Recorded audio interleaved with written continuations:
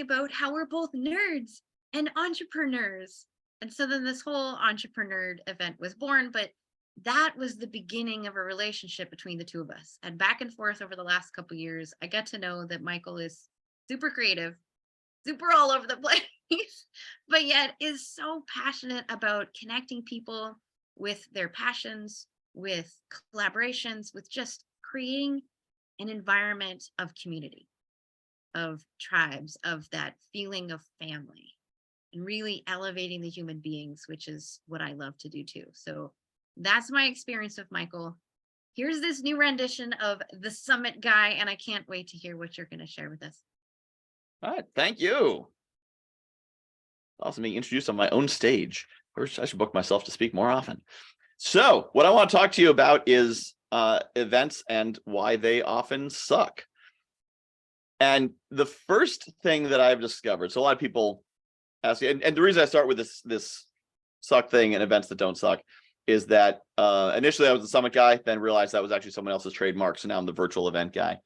But either way, when I mention, I run summits, I run virtual events, people get this look like, really?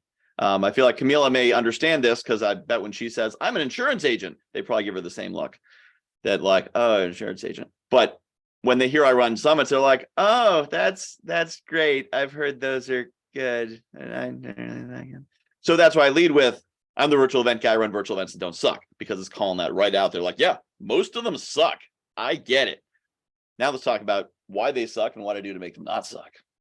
So the reason they suck is beginning with the end in mind. They have the wrong objective. Most events are built for the host, primarily for the host needs. And then secondarily, the speakers will hopefully get some exposure or something, maybe some opt-ins. The audience gets to attend. And, if by some crazy accident they get some benefit from it, that's okay. That's not a problem. But it's not really in the primary objective. So I run events, I turn that over. I say, let's run an event for the audience. So the audience comes in, has a great time, and says, this was awesome. And then the speakers get a great experience and make connections and walk out with value. And once you do that, the host gets benefit.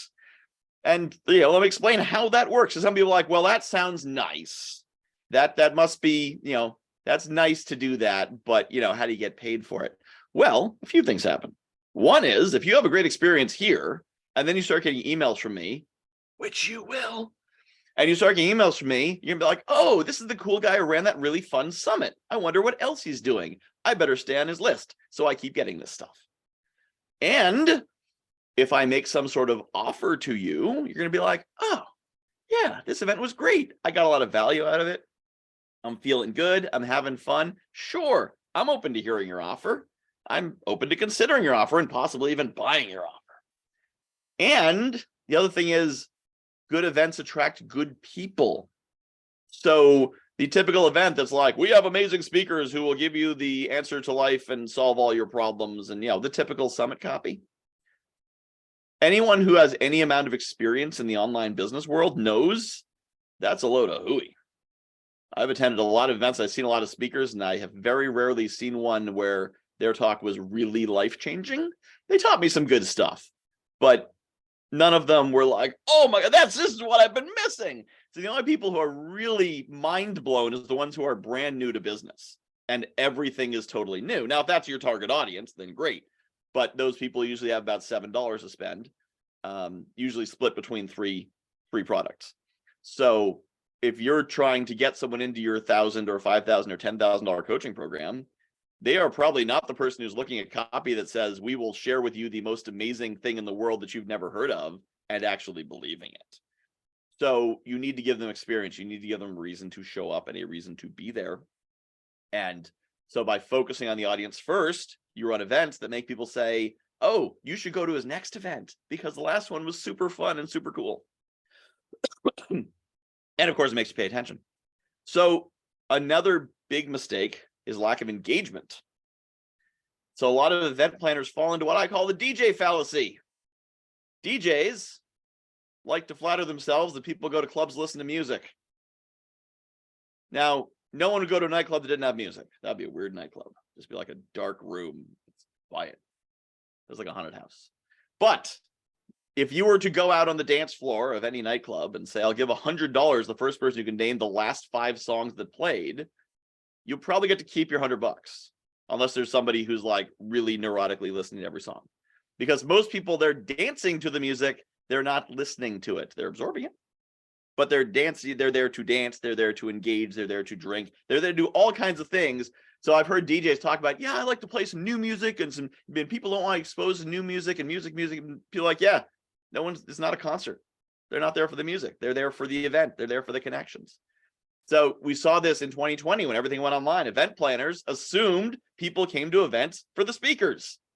You wouldn't go to an event without speakers, but they ran events that were just speaker after speaker after speaker, nonstop, back to back. And people got Zoom fatigue, and they stopped coming, and they left early, and they didn't engage. They're like, why? We're giving them all the same speakers they had live, and they don't have to fly out. They're not tired from the hotel. Why are they not engaging? Because you can't sit and watch people talk at you for 5 hours straight. You can't, most people can't do it for 50 minutes straight. You need to re-engage. We're not built to just receive information for a long period of time. And this is why breakouts are important. One of the things that you will notice throughout the course of the day is I will occasionally toss you into 3-minute breakout rooms. Because as you are listening, your mind will fill up with stuff.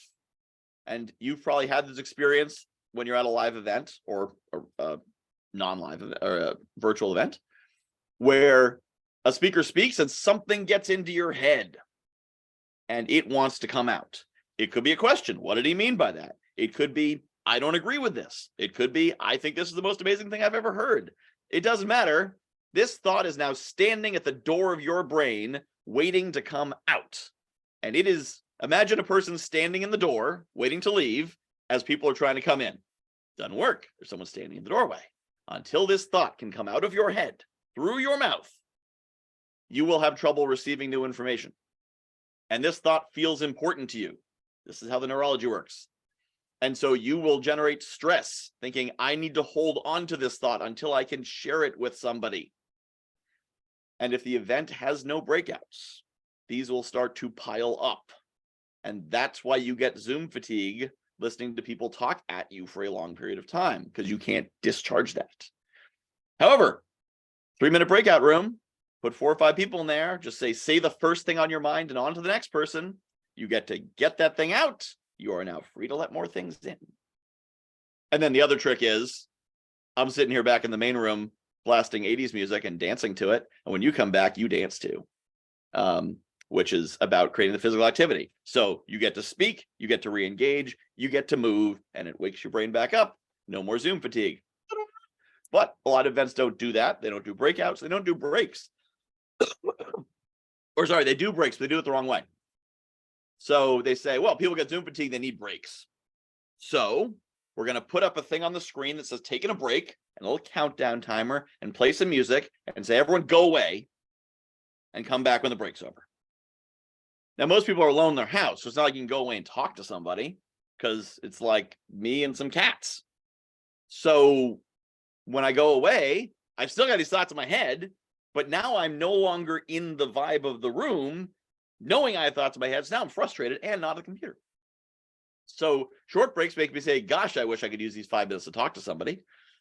Long breaks make me say, oh, 45 minutes? That's plenty of time to go check my email or set up that thing I need to do or do whatever. And, I'm not going to leave the Zoom room open, like playing music and with some, I'll log out. I'll come back unless I don't.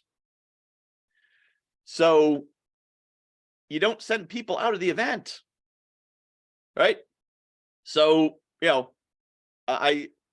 raise your hand if when you logged in here, some sort of belt came out and strapped you to your seats. You can't get out unless I give you permission. Is anyone like bolted to their seat and held prisoner by me?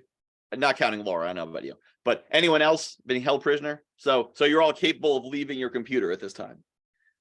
So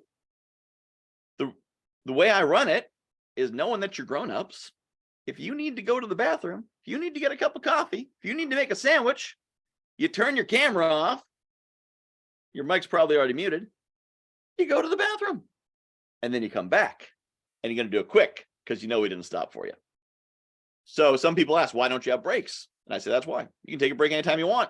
I'm not grading you. I'm not going to quiz you afterwards. There's no test to make sure you listen to everything. I'm creating enough value and engagement that you don't want to miss it. So you can take a break anytime you want, but I'm not going to do a 45 or an hour break. And here's the thing. I've experienced this, Laura probably has too. The vast preponderance of events run in Pacific time. So they want to have a lunch break at noon. Well, noon for me is 3 p.m. and for Laura, it's 4 p.m. So we get to have a 55-minute lunch break at 3 p.m. I already ate lunch at noon. That's usually when I leave the event and don't come back.